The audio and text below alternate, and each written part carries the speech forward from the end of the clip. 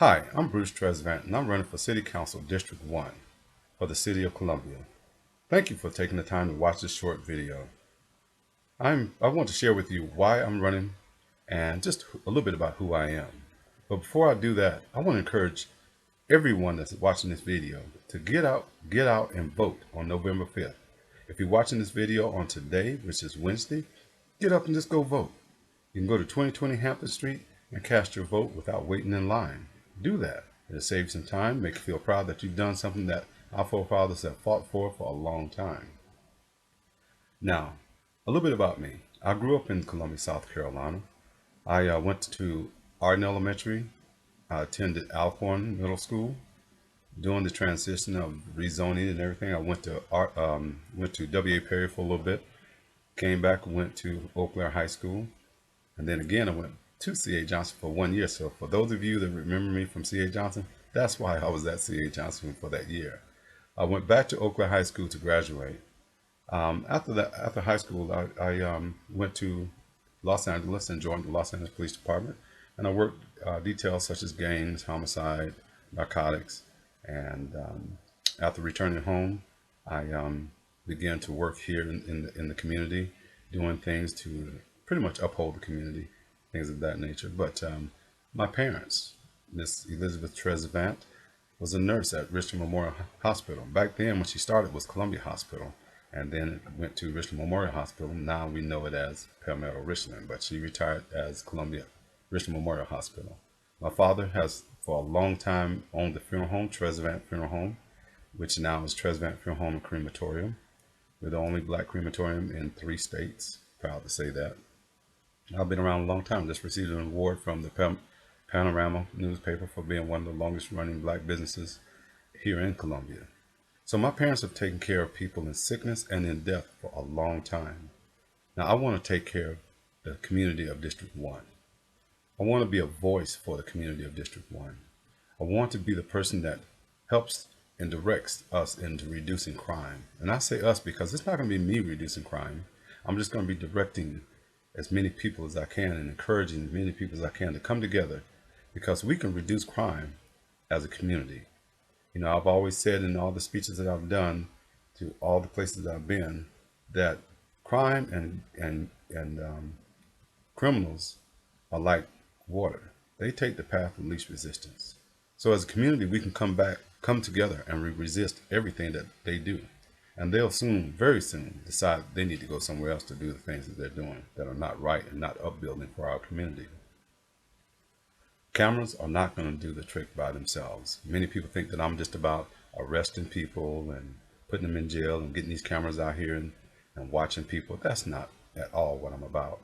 You know, if you'd like to know more about me, give me a call at 803-238-6725. That's 803-238-6725. That is my personal cell phone number. And we can talk and discuss just exactly what I feel about crime and how we can use cameras because they will be useful tool for the police officers. You know, other things that we need are training for law enforcement agencies here in that, you know, participate in crime fighting in our community. We need a lot of that. Now, moving on to economic development, there was an article that I read in the state newspaper on October 23rd. They quoted J.T. McLaughlin of the Columbia Urban League. He's the CEO and president of the Columbia Urban League. Many of us should know him because many of our kids and some of us have even gone through the Columbia Urban League programs that they've had down there for years. He stated that he's been living out here for 30 years and he has not seen any economic development on North Main or Farrell Road. And for those of you that live out there, I live right off of both, really, in between, and I've not seen it either. The only thing that I've seen was the North Main Plaza, and all of us know the condition of that. No one can stay in there for one reason or another. Nobody can stay there. We don't have, you know, whether it's economics or just crime, of course. Nobody can really stay there. But other than that, there's been no economic development in our community. I suggest that one thing that will help economic development and will help other businesses to come to our communities and set up businesses is we do reduce the crime. I've been talking to a company that's a Fortune 500 company out of California that has looked at coming to the Sam's building But one of the first things he asked me after about a week of us talking was, what about the crime issue? There's a lot of crime out there. Why would I bring my business in a place that's riddled with crime?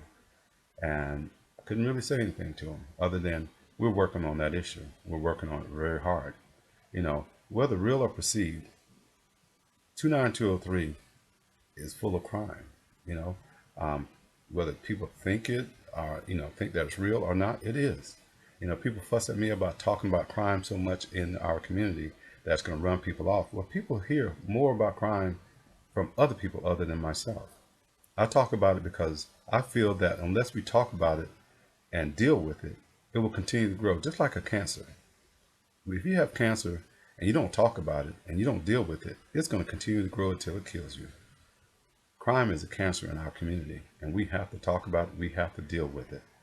So let's deal with it, people. Let's deal with it because it is killing the economics of our community.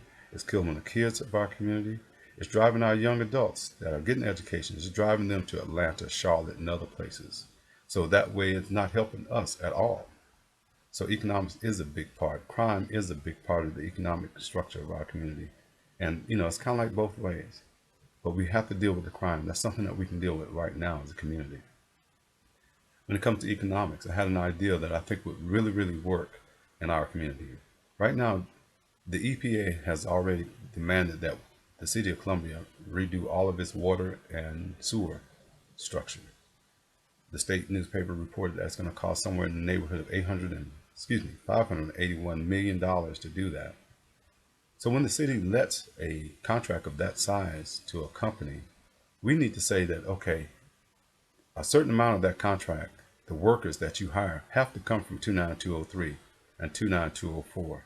When that happens, then our people can get jobs that we have not been able to get. In other constructions that have been going on in the city, our people have not gotten these jobs. These workers have come from either out of town or from elsewhere. They've not come from our community.